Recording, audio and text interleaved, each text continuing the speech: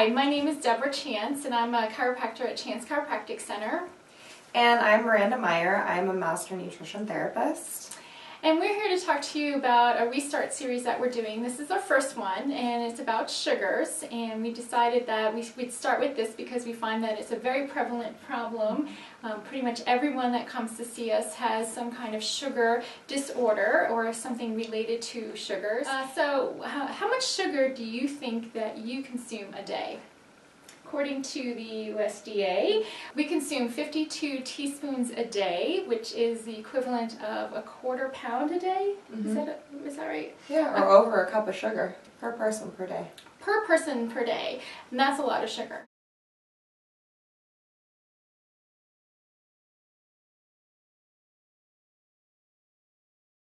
Are you constantly tired? Do you feel like you have low energy? Do you feel like you wake up unrefreshed even after 8 hours of sleep? Do you feel like you have trouble falling asleep, or do you wake up during the night during the same time? Do you crave sugar or salty foods? And do you have a larger waist to hip ratio? If your belly is bigger than your hips, then you might have a sugar problem. Are you having trouble losing weight, even though you're trying all the fad diets? Or just diets in general, you're a yo-yo dieter? One of the biggest problems is that our sugar addiction really begins in childhood, oftentimes actually in infancy. So some baby formulas, and for a long time formula feeding was encouraged, unfortunately, over breastfeeding. And a lot of these formulas contain as much sugar per serving as a can of Coca-Cola. And this is what you're feeding your baby. So for example, we're going to bring up this label. Take a look at the first four ingredients. It's corn syrup solids, soy protein isolate, safflower oil, and sugar. Containing not one, but two different types of sugar. And, a whopping 42.6% of the ingredients is corn syrup solids, and then 10% sucrose, which is just common table sugar.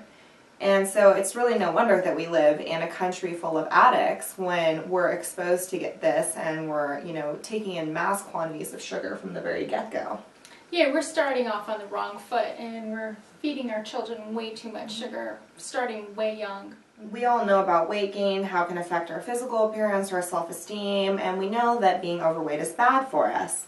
But really, we've been going about this the wrong way. It's not the fat in our diet, it's the sugar. And really the damaging effects of sugar, it doesn't only affect your weight, but it affects the way every cell in your body functions, including your brain. So it really ages you both physically and mentally.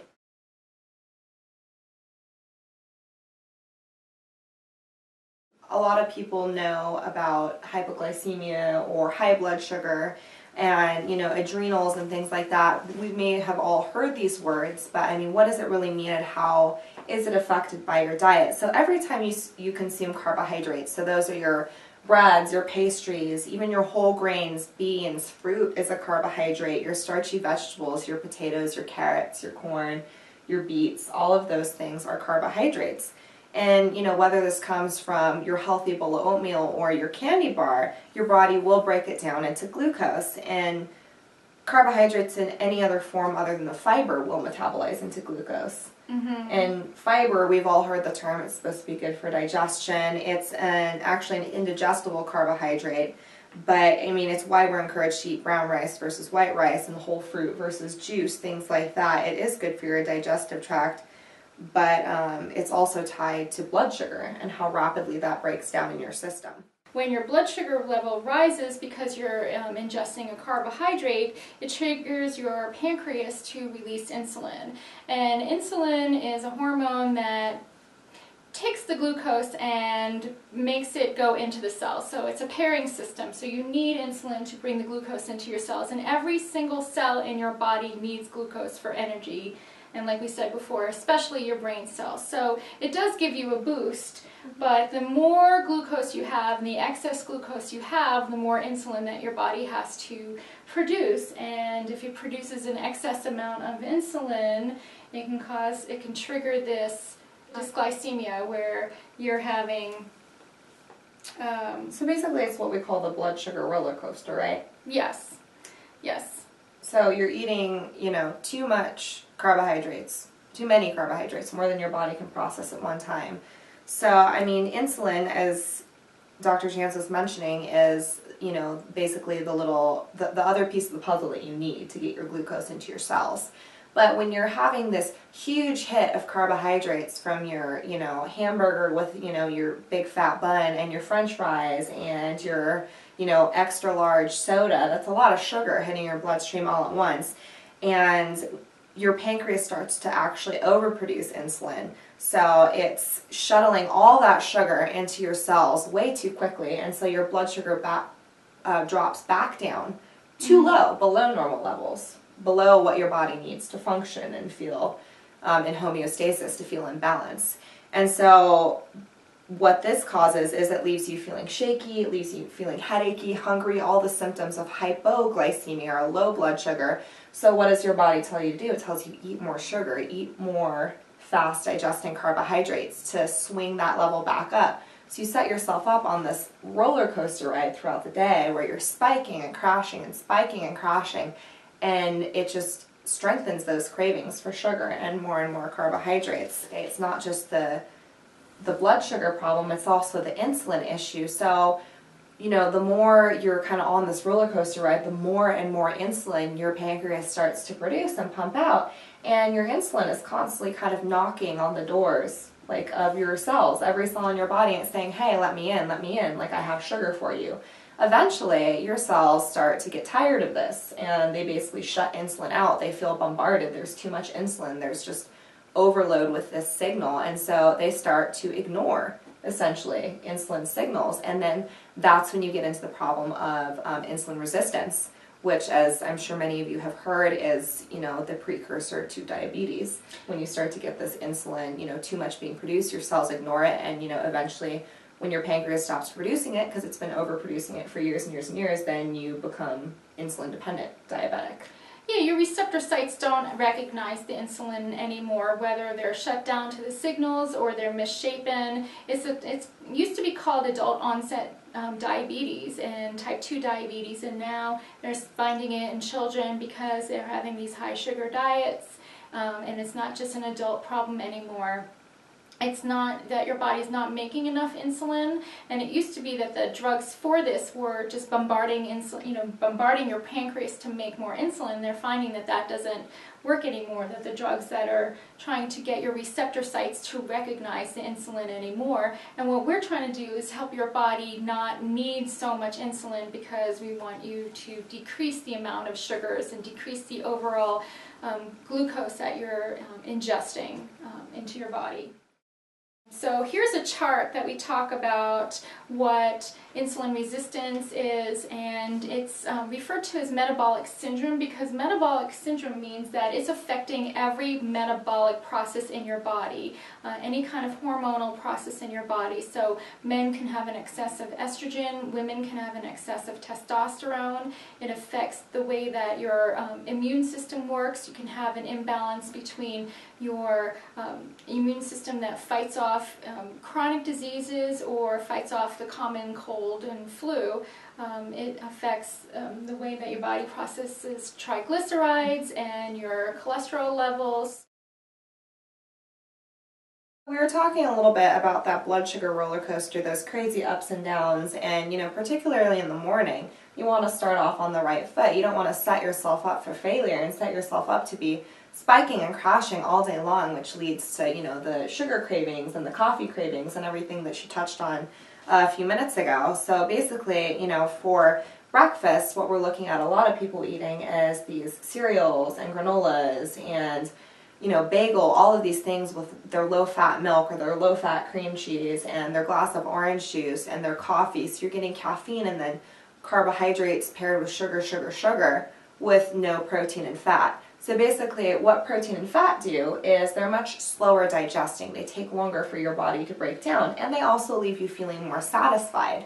And so if you start your morning off with all carbohydrates, you're going to digest that very rapidly. You're going to spike and crash. A couple hours later, you're reaching for more coffee, you're reaching for that candy, you're reaching for that pick-me-up. Whereas what we recommend people do is starting the day off with some complex carbohydrates paired with some healthy fat and some protein. So rather than doing your 300 calorie carb rich bagel with your fat free cream cheese and your orange juice and your, grande vanilla sweetened latte and your blueberry muffin. Yep. So a much better choice would be, okay, you can have your blueberries, like you can have some fresh fruit. Berries are actually pretty low sugar, low glycemic. And then you pair that with, your scrambled eggs and some avocado. You've got some healthy fat and protein there. Mm-hmm. Or you can do an organic tofu or tempeh scramble with lots of veggies if you're a vegan or vegetarian or can't have eggs. There are a lot of options, but really what you want to look at is you can have a little bit of fruit and you're going to pair that with your fat and protein to help sustain you, to help slow down the digestion of those sugars so it doesn't hit your bloodstream so rapidly. You're going to find much more sustained energy through the morning and out the day and throughout the day, and it's also going to decrease those cravings for caffeine and for more sugar. Right, and even if you have a smoothie in the morning, if you don't have the time to make a breakfast and you want to have a smoothie, that you put your greens in your smoothie, and you can put your protein powder in the smoothie, and then you put your low glycemic fruits, maybe a half a banana and some berries. You put a bunch of nuts in there. You can put an avocado in there. You can put coconut milk, almond milk, maybe some yogurt in there, and mix that up, and that would be a more healthy breakfast. So by the time 10 o'clock in the morning comes around, that you're not craving something that spikes you up again, that you're actually sustained, and that your snack for the day could, instead of being a candy bar or a muffin, can be some more nuts, or maybe that's when you introduce the smoothie into your diet, or a hard-boiled egg into your diet, something that has a little bit of fat and a little bit of protein, so you can keep your blood sugar really even, so you're not having these spikes high and low, that you're trying to find that middle ground. Right, so the biggest takeaway there is for meals and for snacks also, if you're going to have something with carbohydrates, you want to choose a whole foods. You want to choose your apple or your berries or, your whole grain brown rice cracker, something of that matter, rather than, the sugar, the candy. And you always want to pair those, even the healthy carbohydrates, you want to pair with some fat or protein. So apple with almond butter, your berries and a handful of nuts, whatever it may be, because that's going to slow that digestion of the sugar and give you that sustained energy. And if you work out first thing in the morning, it's always good to have something. I always suggest for people to have an apple with almond butter before they go to the gym, and then they can come back and make themselves either a larger smoothie or a tofu or an egg scramble to give them more energy for that, because some people work out in the morning and don't eat, and I don't suggest that at all. Right. The more glucose you have in your system, the excess of the insulin that your body is producing is causing your body to leach magnesium. And magnesium can do 300 different processes in your body, but we're going to talk about one specific one, and that is dilating and constricting the blood vessels. And so we've all heard that our cardiovascular disease is when your blood vessels are constricted, or they're constantly dilating and constricting, and then you can have plaque in them. And when magnesium is being leached from your body because you have an excess of insulin in your system, it can cause that your blood pressure to rise. You can cause your blood vessels to contract. It puts extra strain on your heart to pump the blood through your body. It also causes sodium to be retained, so that also causes some high blood pressure as well.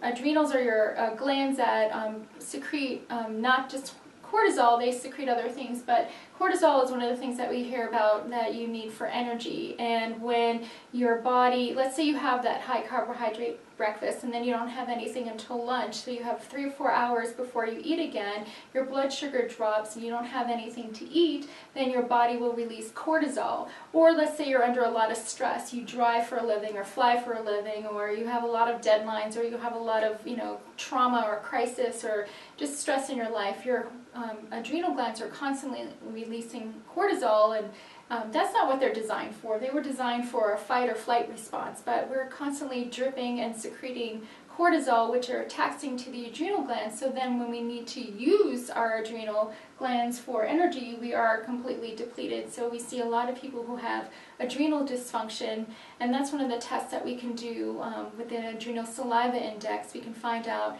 that you have either less or more, or that your body's not functioning properly. Your adrenal glands are in exhaustion. You're supposed to wake up with a high amount of cortisol in your body in the morning, so you're supposed to wake up with a lot of energy in the morning, and then during the day, as the day goes on, your cortisol decreases. In the middle of the night, your body has a cortisol melatonin balance, so you're supposed to have more melatonin in the middle of the night.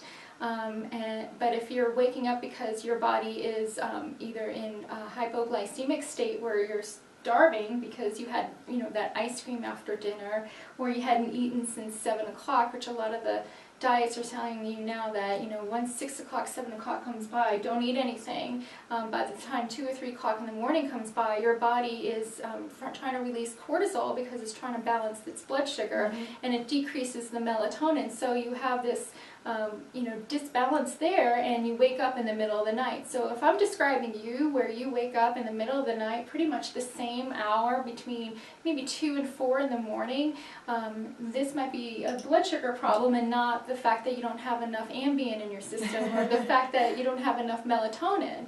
Taking those things externally override your body's natural way of producing these hormones to help themselves. So one of the things that we do is the adrenal saliva index, and we can test to see where you are in dysfunction there, and it's very helpful. It's a very accurate test. So this chart that we have over here regarding how your body uses cholesterol to turn into the sex hormones. If you are constantly under stress, or you're in a high sugar, carbohydrate, overloaded type of diet, your body will steal the hormones that it needs to go into your sex hormones, your testosterone, your estrogen, your progesterones, and use it to release the cortisol, and you use that for energy or your stress hormone. And so if you're going through perimenopause or perimenopause or menopause, and your doctor wants to put you on a sex hormone, one of the things that we do is we try to balance the adrenals and the blood sugar first, so your body doesn't steal it to use it for that. Because yes, you do have a decrease in the sex hormones, but it's a result of something. It's not the cause of something. So we try to fix the cause of why you have that particular problem. And we found a lot of really good luck with decreasing the menopause type symptoms just by balancing the blood sugar and balancing the adrenal hormones. We also wanted to touch on liver, because as a lot of people know, your liver performs hundreds of different functions throughout your body. It's really important for digestion, for the metabolization of nutrients, for breaking down toxins, detoxification in general. And a high sugar diet, unfortunately, puts also a very, very large strain on your liver. So when you're consuming glucose, most of that is metabolized in your digestive tract, but 20% of it does go to the liver for processing. So when you're consuming glucose in extreme excess, that 20% does add up, and it is going to put an extra burden on your liver. And fructose, which is, the sugar found in fruit, in high fructose corn syrup, in agave, which is being marketed as a very healthy, natural alternative sweetener. Fructose is processed almost entirely, almost 100% by your liver. So that results in a huge burden on your liver when you're over consuming it. And, excess glucose consumption, but particularly the fructose, since, not just 20%, but almost all of it is metabolized by the liver, that can actually lead to non-alcoholic fatty liver disease. So you're actually looking at these people's livers, and they're coated in fat, just like somebody who's had a drinking problem for many, many, many years. It can have the same damaging effects, and it's very, very rapidly converted to fat, and it tends to accumulate around your liver, which compromises your ability to detox, your ability to digest nutrients, a whole host of different problems. Speaking of fat, the excess glucose can affect the fatty acid metabolism in your body, so it can increase your triglycerides. So if you have a blood test that has high triglycerides, maybe high or low glucose, your cholesterol is a little bit off, it might not be a cholesterol issue. It might not be the fact that you need to go on a statin drug or a steroid drug. It might be that your body is taking in an excess of glucose in your system, and it's turning into fats. your body wants to use glucose. It will use sugars first. It will burn sugars first. But if it's not doing that, it'll actually convert it into saturated fat. So the stored fat in your system and the excess of fat will show up in your blood work as triglycerides or cholesterol. And so that's one of the things that we suggest is if you have changes in those fatty lipids and fatty acids in your diet, that you need to decrease the amount of sugar that you're taking in. Your body will burn sugar before it will burn fat. So if you're trying to lose weight, one of the things having all these excess carbs in your body, that's why diets, the new diets like the paleo diet, or even Atkins. We're not suggesting you necessarily go that low carb, but that's the reasoning behind those diets, is it switches your body into fat burning mode. You're consuming a lot of fat and not a lot of glucose, and it kind of retrains your system how to burn fat rather than just burning up the excess glucose all the time and converting, you know, whatever it can't use immediately into more fat. Right, and one of the things I suggest to people is not to follow those diets, particularly because they don't really talk about the good fats in your diet. And if your body has good fats in your diet, then you will burn the fats, and you will burn them as energy as well as weight loss. So if you have sugar in your system or you have fat in your system and your body is trying to choose which one to burn, it will burn the sugars. An excess of burning sugars will also turn into free radicals. So we talk about how free radicals, everyone's heard the term free radicals or antioxidants, and these are buzzwords, but what they are is they're things that will actually kill you. If your body has free radicals in your system, that means that your cells have the potential to die, and that's why taking things that help, you know, and antioxidants will help the free radicals, will help your, you know, cells to function at the more optimum. The more your cells die, the more you are dying. We're trying to prevent cellular death here. Yeah. We want to help you with that. So living cells are a good thing. Living cells are a good thing. So let's talk about digestive enzymes. And what they are is you need enzymes in your body to break down your fats, your proteins, and your carbohydrates. Your pancreas will secrete the enzymes to digest these, and the one for your carbohydrates is called amylase, and it digests in your mouth. So we also suggest chewing your food very, very well. Even if you're eating vegetables, chew it very well, because that's how your body breaks down the food.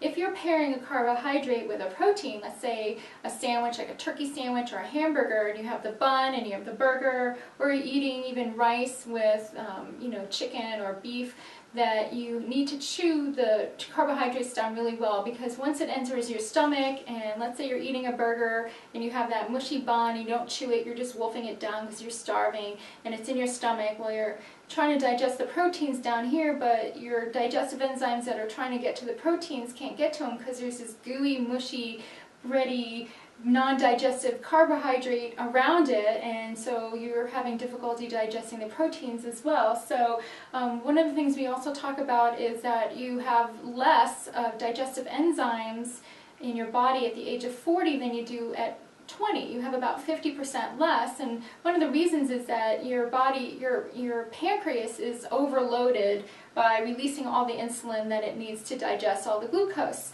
And then there's also the aging factor as well.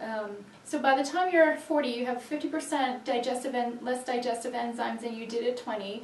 You're eating really fast, you're getting heartburn, you're getting indigestion, you're getting bloating, you're getting gas. It's not a Pepsid AC problem. It's not the fact that you don't have heartburn medication, or that you have a gastric ulcer or something like that. It could be that your body's not digesting these foods. So that's another thing how you can help yourself is chew your carbohydrates, even if you're eating a smoothie or drinking a smoothie, to chew your liquids. Yeah, keeping it in your mouth just to allow that amylase to act on it. Yeah. Yeah, and so when your body digests foods, you can actually use the nutrients in it. If your body can't digest it, then what's the point of eating it? So Candida, we've heard about Candida, and Candida is a disease. It's widespread. More people have Candida than even know about it, and we'll talk about the different tests that you can do to find out if you have Candida. It's a balance between your good bacteria and your yeast in your system. So the more sugars that you eat, the more yeast lives off the sugar, and the more yeast is produced and your body craves it. It unbalances the good and bad bacteria. So anyone who has chronic infections where they're on antibiotics quite a bit, they're probably more likely to have candida imbalances in their system. There's some people that have prosthesis and they have to take antibiotics every single time they go to the dentist, or if you're someone who takes an antibiotic and it doesn't work, so you have to take a stronger antibiotic, your doctor might recommend maybe eating more yogurt, because it supposedly has more, and we'll talk about that more later, it supposedly has more of the acidophilus, which introduces more good bacteria in your system. But if you can, again, have this balance between your yeast and your good bacteria, then you can have a widespread disease called candida. And candida can be a vaginal disease, and people get, yeast infections vaginally, and that's very common. You can have it in your throat or your mouth, which is called thrush. You can have it in your gut, and it's dysbiosis. It's just an imbalance of the sugars and the good bacteria and the bad bacteria. The good bacteria and the yeast in your system. Another thing that, all of these high sugar diets and high carbohydrate diets can affect is actually your brain. So it's not just your body we're talking about, but your brain and your mental function as well. So carbohydrate-rich foods and sugars release serotonin, which is one of your happy or feel-good neurotransmitters. And this is why we crave comfort foods, or why we call them comfort foods. When we're feeling sad or depressed or stressed out, we tend to reach for those breads, that mac and cheese, those mashed potatoes. These are comfort foods for a reason, because they release serotonin and make us feel good, and really feeds an addiction to these foods. That's why people literally, say, I'm addicted to bread, or I'm addicted to pasta, because you really are. And there are other factors to that as well, particularly with the gluten protein that's found in breads and pastas, anything with wheat, barley, rye, sometimes oats as well, just because of contamination issues. But the gluten in particular actually has a breakdown protein called a gluteomorphin. And the reason we're mentioning this is because it actually binds to the same receptors in your brain as the opioids, like morphine, that type of drug, and it gives you that euphoric high type of response. So it really does have an effect on both your body and your brain chemistry. So this is why people have such strong attachments to these foods. And I mean, we've talked a lot about all of these different effects on the body and brain, and really one of the biggest takeaways is its contribution to inflammation, widespread inflammation in your body, because inflammation is the basis for basically all disease, whether it's, just accelerated aging process, Alzheimer's, autoimmune diseases, joint pain, arthritis, cancer, PMS, cramps, all major diseases, and a lot of these just symptoms, like any joint pain or localized pain or things like that. It's all related to inflammation in your body. We've talked a lot about all the different effects of sugar, how it affects your body, how it affects all these different systems, your hormone levels, your brain function, everything. But we also want to touch on the nutrient depletion factor, that sugar, it depletes your minerals, your vitamins, and it really doesn't provide anything. So when you're eating a lot of refined sugar or a lot of high fructose corn syrup, they're empty calories. They don't provide protein, they don't provide minerals, they don't provide antioxidants, fiber, any of these components that actually give your body more nutrients. So they either displace more nutritious foods in your diet, or they just contribute excess empty calories over and above what we need to sustain weight. So this, along with all the hormonal changes that we discussed above, and like the blood sugar dysregulation, causes us to gain even more weight. And the problem with refined sugar is that it requires more nutrients to process than it provides. And it starts to deplete magnesium, it starts to deplete zinc, chromium, potassium. All of these minerals are required to just process the sugar, and it's not putting those any of those back into your body. So if you're not intaking those with a well-balanced diet and moderating your sugar intake, your body's got to get those minerals from somewhere. So what it's going to start doing is leaching the minerals from your bones. So we start seeing this increase, particularly in women, and at a younger and younger age with low bone density. When they do the bone density scans, you have an increase in osteoporosis and the risk of fractures. And so instead of looking at, again, what the underlying cause is, we're piling on all these bone building drugs like the Fosamax and the Boniva, and they have a whole host of side effects. And really one of the contributing factors is this excess consumption of sugar leaching minerals out of people's bones. High sugar consumption really increases what's known as advanced glycation end products, and we'll just call them AGEs because that's really what they do, is they age you. And they form when there's excess or leftover sugar in your bloodstream. Your body wants to basically kind of neutralize them, so it cross-links them with proteins or lipids, which are fat molecules, and it creates what's known as a glycotoxin or a sugar toxin. And this promotes a lot of inflammation in the body. It puts an extra strain on your immune system. And they also cause collagen, which is a protein found in your joints and your ligaments and your blood vessels in your skin. It causes it to stiffen and become weak. So, I mean, this makes it linked to cardiovascular disease, to Alzheimer's disease, to stroke, asthma, neuropathy, arthritis, all of these different things that require these, structural proteins to hold these different parts of your body together. When it stiffens and weakens, it causes a loss of function of those organs.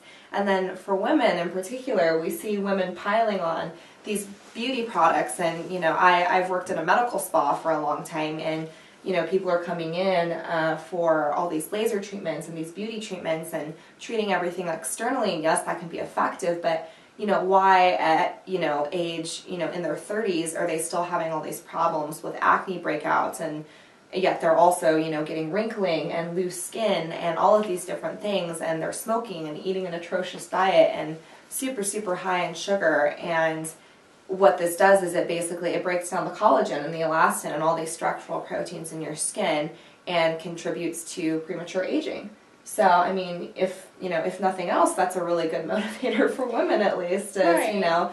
treating yourself from the inside out and realizing that you will age much more gracefully and feel a whole lot better and more motivated to get out there and move and exercise and do the things that you love to do to look and feel better, is, if you're cutting back on the sugar and giving your body what it really needs. So the different tests that you can do for your blood work, you can test your glucose, you can test your triglycerides, you can test your cholesterol, your HDL and your LDL cholesterol. You can test your HA1C. You can test your HA1C, which is the way that the hemoglobin combines with the glucose molecule, and it's a more accurate test for predicting whether or not you're going to have diabetes in the future. So you can also take a look at your red blood cells, your white blood cells. Those are all in regular blood tests to find out if you have infection, if you have inflammation. You can test your homocysteine and your C-reactive protein, which are inflammatory markers. You can also test something called the leptin in your body, because your body, the bigger you are, the more leptin resistant you are. And leptin is a hormone that tells your body when to stop eating. So if you are larger than you want to be, and you don't have that system that tells you when to stop eating, it could be that you're leptin resistant. So they're finding that insulin resistance and leptin resistance go hand in hand. So there are blood tests that you can find out whether you're leptin resistant or not. A lot of what I do as a nutritionist is teaching people how to be aware of reading labels and how to find hidden sugars, because sugar is in everything now. I mean, a lot of foods, and I mean, this is just unfortunately true across the board, a lot of these foods that are marketed as healthy and people think they're doing good by eating them are absolutely loaded with all these processed refined sugars. So your morning yogurt, your cereal, your healthy granola bars, your electrolyte sports beverage that you take during and after workouts to replenish your body, your salad dressings, and worst of all, these low fat and fat free type of diet foods. I mean, really, when manufacturers take out the fat from a food, it changes the texture, it changes the flavor. People don't want to eat it because it doesn't taste as good. So the way that they remedy that is they dump in all this extra sugar to get people to eat it. So it's all these things that people have thought for, the past several decades since we got on this whole low-fat bandwagon is that, you know, these foods are healthy when in actuality they're loaded with sugar and chemicals. Yeah, all these things that really dysregulate all of these systems that we've touched on in your body. So we're going to show you a label for a popular yogurt here, and this is really marketed as, you know, something good to help regulate digestion and like give you all these probiotics that Dr. Chance touched on earlier to help, you know, regulate your good versus bad bacteria and help control candida and all of these different things. But I mean, this one tiny, tiny little container contains 19 grams of sugar. It's a lot of sugar. We'll do the math for you. 19 grams of sugar is the equivalent of almost 5 teaspoons of sugar. So you're having one little yogurt with 5 teaspoons of sugar in it. You would never knowingly put 5 teaspoons of sugar into anything that you're eating or drinking. And that's what they're doing, is they're saying that this is really good for you because it has the acidophilus in it. But then again, on the other hand, you're feeding the sugars and the yeast in your system. So it's a million, billion, trillion dollar business, this healthy eating, low-fat, natural, you know, food processing businesses. Not real foods. These are foods that have been highly processed. Yeah, and another one we want to look at is, okay, so granola and granola bars are super like healthy go-to, and people will have them in the morning. They'll have granola bars as snacks. Take a look at this label. I mean, if you know how to decipher it and break it down, I looked through it, and sugar is listed 9 different times. I mean, it's all different words for sugar, and, you know, we're going to show you a handout that has, you know, the list of all the hidden names, because what were you saying? There's like 96 different names for sugar, and we only call it sugar, or maybe high fructose corn syrup. Right. We're not educated. We are, but most people are not educated in detecting what sugar is and how to read a label. And if it says low fat or diet or natural, that's the front of the label. We want you to read the back of the label. So we'll show you a few labels here. And then we're going to touch on one more. So orange juice, again, this is marketed as healthy way to start your day, and you have these commercials with, you know, kid doesn't have time for breakfast, so mom shoves this huge glass, and that's probably 2 or 3 cups worth of orange juice into his hand.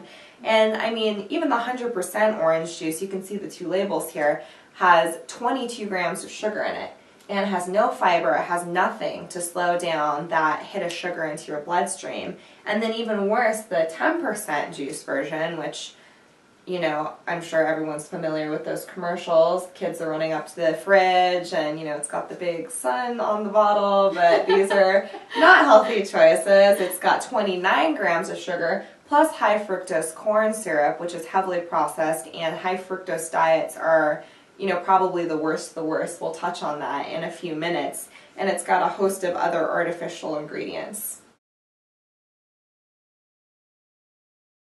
Let's talk about alcohol. So what kind of alcohol is good? I mean, you see people with beer bellies, and they're proud of their beer bellies, but that's what that is that beer is turning into sugar and turning into fat and just sitting around your organs. And one of the things we talk about is that your fat is not just between your organs and your skin, it's fat surrounding your organs. So your liver is surrounded by fat, and your kidneys are surrounded by fat, and your digestive system is surrounded by fat, and that's something that's caused by the alcohol. So if you want to drink, the alternatives to your margaritas with your sweet and sour and triple sec and syrups, and I mean, you've got your alcohol with I don't know, probably 12 different other kinds of sweeteners and sugar, and you have the beers and the wines, and the mojitos have sugar in it, and all these really fancy drinks that have, you know, grenadine, which is sugar, and the cranberry juice additive, you know, cranberry juice or orange juice or any kind of juice added to the alcohol. So we recommend vodka with soda, because tonic has a lot of sugar as much as soda, and maybe some, if you want tequila, have some tequila with a little bit of soda and some lime in it, rather than tequila with the sweetened additives to it, or just plain tequila shots. And also some dry red wine that might help with the sugar, if your body can handle that, if you want to drink. So we thought we'd include that because that's a question we get asked a lot. Exactly. And of course, in moderation, we do recommend, you know, consuming alcohol with or after a meal containing fat and protein, because again, that's going to help to kind of slow that release of sugar into your bloodstream so you're not jumping right back on that blood sugar roller coaster for the rest of the night and finding yourself at 2 o'clock in the morning craving pizza or ice cream or whatever else, because you just think it's they call them the drunken munchies, but it's also, relates back to that whole blood sugar roller coaster where you've been spiking and crashing all night, so all you want is just more and more and more sugar and carbohydrates. Right, you don't have to have that pizza. You can drink some water, but you can also have nuts or avocados or guacamole. Those are really good healthy fats that have protein in them as well. Also hangovers the next day are like you're overloaded with sugar, you're dehydrated, and you get those hangover headaches the next day. And it's not necessarily the alcohol, it's the sugar that's in the alcohol that's causing that, and the dehydration, because most people who drink don't drink water as well or eat while they're drinking. So that's one of the things we recommend. If you're going to drink, those are our tips. Drink responsibly. And we also wanted to touch on next the quote-unquote natural sweeteners. So these are all huge right now. The agave, maple syrup, honey, your organic cane sugar, your fruit juice concentrate. These are all being marketed as healthy as well. And yes, they're less refined, but they're still super high in sugar, and they have, pretty similar metabolic effects to eating, table sugar or corn syrup, corn sugar as they like to call it. And, they're not combined with fiber or fat or protein or any of these other components to slow down. So again, it's just that super fast hit of sugar to your bloodstream, sending you on that up and down of the blood sugar roller coaster again. And, raw honey, molasses, and grade B maple syrup would be our recommendations in small amounts. Add them to your own foods, in a teaspoon or two at a time if you feel like you need them. Because at least those three contain, some of the minerals and the nutrients needed to process the sugar in them. So if you're going to use any of these alternative sweetener or healthy sweeteners, of course, in, small, moderate amounts, those would be the three that we recommend. Right, and that's 100% grade B maple syrup, not the marketing towards the children maple syrup. And here's a label that says the first two ingredients are high fructose corn syrup and corn syrup, and then the back of the maple syrup label you can see the different amount of sugars that each of them contain. Most of the maple syrups are not literally maple syrup, they're just maple flavored corn syrup. Agave in particular, that's been huge the past few years, being really pushed as a healthy alternative. But the problem is it's really, really high in fructose, and fructose has the ability to cause very quick weight gain. It's primarily processed into fat, and it can also damage the liver. And most agave is super highly processed. The more natural, less processed, like the raw forms, contain 55% fructose, which is about the same as high fructose corn syrup. But the more heavily processed ones can contain up to 97% fructose. And really the truth behind fructose, I'm sure we're all familiar with high fructose corn syrup, or they have this whole marketing campaign going now calling it corn sugar and saying it's no worse for you than regular sugar. Well, really, if you understand the metabolic effects of it, that's not true at all. I mean, sucrose, you take normal table sugar that's made up of both fructose and glucose. And fructose is twice as sweet as glucose is, so that makes it a popular sweetener because they have to use less to establish the same taste. And it's also cheap to source because it's sourced from corn, which is very cheap, very readily available. And unlike the carbohydrates found in grains and starches, sugar, and specifically fructose, is metabolized in a way that can make it very harmful to your body when you consume it in excess. And if you look at two separate scenarios, you could eat 100 calories of grain or starch, which is pure glucose, or you could eat 100 calories of sugar, which is half glucose and half fructose. They're going to be metabolized very differently and have different effects on the body. So fructose is metabolized primarily by your liver, whereas glucose, as we mentioned earlier, is used by every cell in your body for energy. So every cell in your body and in your brain as well. And when you're consuming sugar or high fructose corn syrup that is a combination of glucose and fructose, or sweeteners that are primarily fructose, like agave or crystalline fructose, things of that nature, it really puts an extra strain on your liver. And the worst of the worst is when they're in liquid form, so like in sodas or these juice cocktails where there's a lot of high fructose corn syrup added to them, because the fructose hits your bloodstream so quickly in liquid form, and the faster fructose hits your blood and hits your liver, the more quickly it's going to be converted to fat, and it also contributes to that non-alcoholic fatty liver that we touched on earlier, where it starts to develop fat around your organ, compromises its function, and also starts to go into body fat stores and causes rapid weight gain.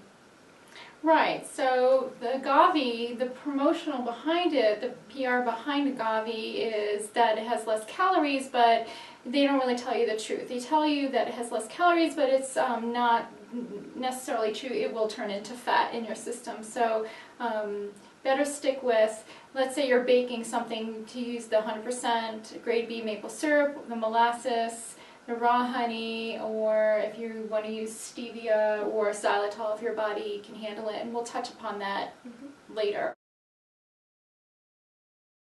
So artificial sweeteners are a big buzzword right now too, and there's been a lot of controversy surrounding whether or not they're healthy for you. Are they better for you than sugar? Are they worse for you than sugar? What's really in all of these diet products?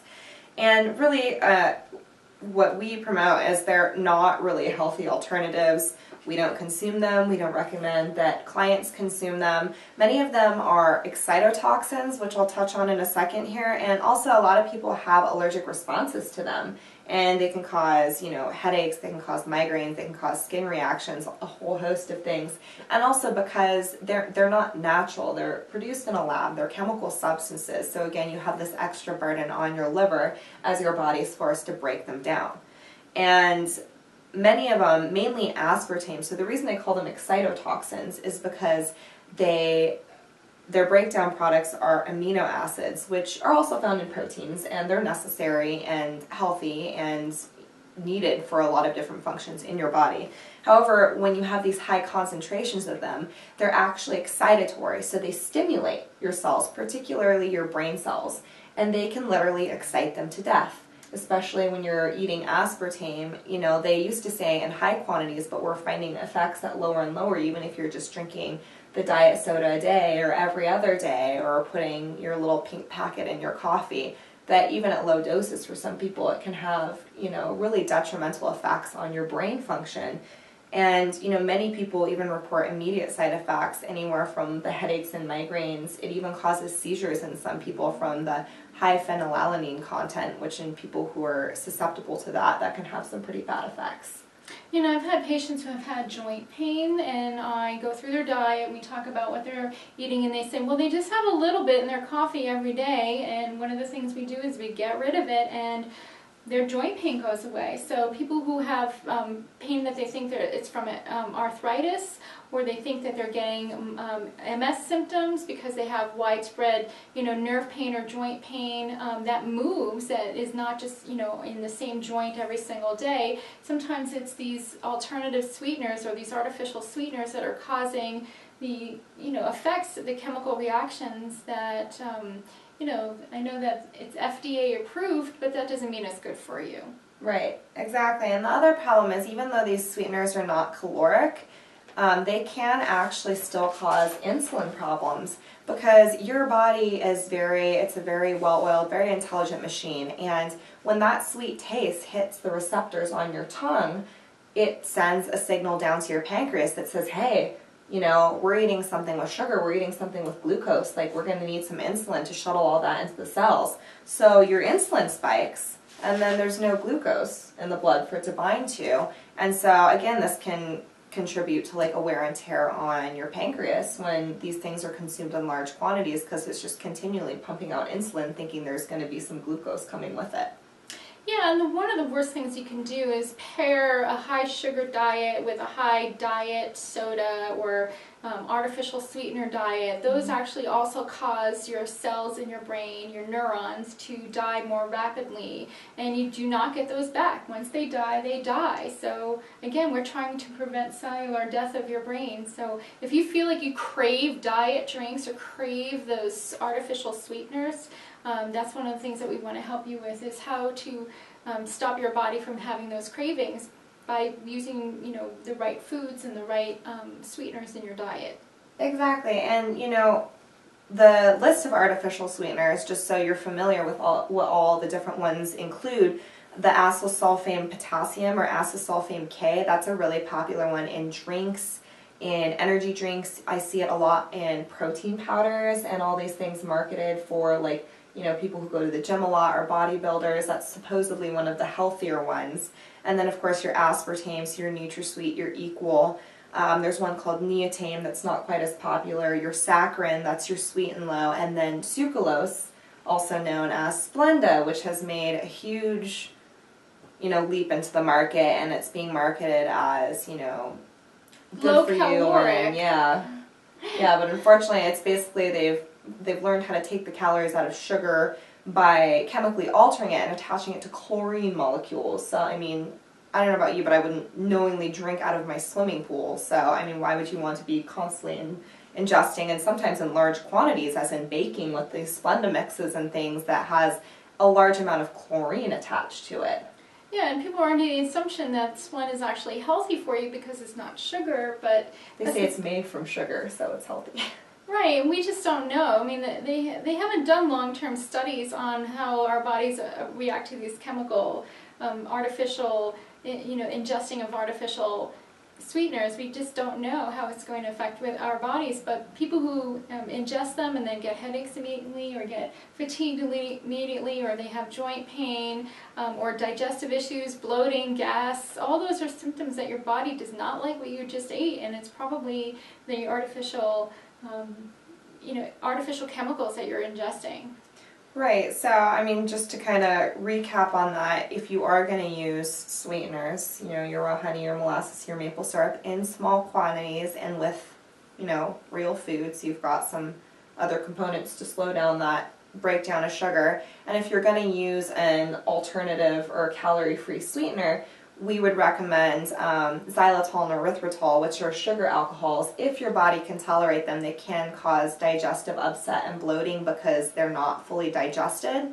So just kind of see what your tolerance is for that, and just of course use in moderation. And then liquid stevia would be the other one. Some of the white powders are really heavily processed and refined, and they add dextrose and maltodextrin, which are actually on our list of other names for sugar, to them, so they do still contribute and are just really heavily processed. But if you get the liquid stevia, preferably the whole leaf if you can find it, it's actually, I don't remember, it's like 100 times sweeter than sugar, so you can just add a couple drops to things if you're really craving something sweet, and at least it's a natural based, not chemical based alternative.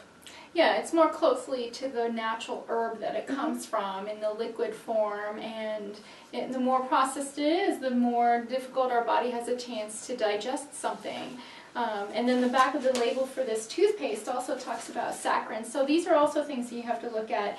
Does your mouthwash, does your toothpaste, do your gums have these artificial sweeteners in them? Everyone's saying that sugar's bad for your teeth, but it's also bad to ingest the saccharin and the aspartame that's in gum and your dental hygiene products. Mm-hmm. What we also want to leave you with are some tips for really breaking the sugar addiction, and what I like to call putting the brakes on the roller coaster. Mm-hmm. So there's a lot of things that you can do with your diet, and again, as she was mentioning earlier, we do suggest getting tested, which is something that we offer here to kind of determine where you're at, what other things can we help to address to help decrease your cravings and make this easier for you. Right. But on the diet end of the spectrum, we really recommend, the biggest thing is reducing what are called fast carbs. So basically white carbs, like your white sugar, your bread, your bagels, your soda, candy, desserts, all of these things that are really high in empty carbohydrates and sugar. You want to emphasize your low glycemic, or the slow carbs, as we call them, that provide a more sustained release of glucose and energy. So this includes vegetables, with the exception of potatoes. Whole grains, beans and legumes, and all of these things also tend to be higher in fiber, which helps to slow down that release of glucose a little bit. And including protein with every meal is a great thing, even if you're a vegetarian. Dr. Chance mentioned the organic tofu or the tempeh earlier, that you still, or eggs, if you can eat those, there are still other sources. Sources, or any kind of bean source. And there's some products like quinoa is a grain, but it has a lot of protein in it. And avocado is considered a fruit, but it actually has protein in it as well. So there are sources of getting protein if you're a vegetarian that's not necessarily meat, that's in a grain source that's not going to spike your blood sugar. Exactly, and protein is important because it takes a lot longer to digest. It's a very long chain of what are called amino acids. Your body kind of has to clip them off one at a time. So when you pair that with carbohydrates, it kind of slows down the digestive process and helps to release that glucose a little bit more slowly into your bloodstream. And then fat has a similar effect. So, we don't want you to fear the healthy fats. It's been ingrained in us since the 70s when this whole low-fat craze started, that, especially for women, you want to go low-fat and fat-free, and fat is bad. And, what we've been telling you this whole time is it's not the fat, it's the sugar. So healthy fats, things like avocados, things like nuts, things like coconut products, full-fat organic dairy if you can tolerate it. And fatty fishes. Yeah. Salmon, sardines, mackerel. Tuna fish is included in that. So, having that with your carbohydrates and even your grains will slow down your metabolic process so your body doesn't have the jump in sugar, then it will sustain you for a little bit longer, especially overnight. If you have a really good dinner, then you can sustain your blood sugar throughout the night, and you won't have these spikes and these drops that wake you up in the middle of the night or prevent you from falling asleep.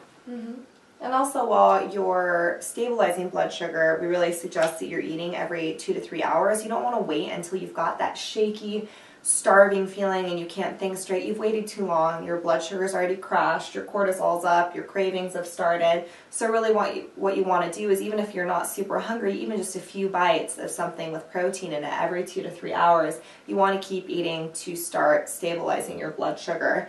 And when you do eat, again, you want to always pair even complex carbohydrates like your grains and your beans and your fruit and all of that. You want to pair it with a fat and or protein, because that will help to slow that down and keep you from spiking and crashing. Some other things you can do is when you're having the sugar cravings, sip on some licorice tea or other naturally sweet tea, or tea with a little stevia. I know a lot of the yogi teas contain stevia or licorice to make them sweet, to help satisfy that craving. Find some alternative activities when those sugar cravings hit. Take a walk, journal, do some yoga, meditate, listen to music, whatever works for you to help take your mind off of that. And also learn how to read labels for hidden sugars. And we're going to put up a visual as well for you to look at that has all these, 90-something different terms for sugar. It can be very difficult to decipher labels when you don't know. And knowing where to find it helps you to be able to avoid it. So, yeah, if you can prepare yourself before you leave the house in the morning and you know what your day is going to be like, and if you think that you don't know where your lunch is going to be, bring lunch, bring some nuts, bring something to snack on so it doesn't spike your blood sugar, and prepare yourself. I think people don't understand that every day is 24 hours of choices, and when we leave the house thinking, well, I'm just going to grab a donut on the way to work or a bagel on the way to work, you're setting yourself up already from the very beginning of the day. And if your children are eating granola or having a high sugary snack in the morning, those yogurts that are loaded with sugar, to start off the day, then you're setting them up as well to have these sugar cravings throughout the day. And so they're going to come home and they're going to be starving, and they're going to want to have snacks right away. And then your snack could be another granola bar or some candies or sugar, and then cookies and milk. Cookies and milk, and that's just setting them up for just this roller coaster. And it's really the beginning of a lifelong of hormonal and digestive and even mental problems. We were talking about serotonin as a neurotransmitter. Mood booster. It's an antidepressant. Yeah. And if if you or your child has symptoms of that, it could be that it's a sugar issue and not because you don't have enough Prozac in your system, like we were talking about. So we're going to go through this list of different sugars, and it's again for you to read these labels, and not every healthy, even if it's at the health food store, read the labels, because there are sugars, there are hidden sugars in these labels that you need to be aware of.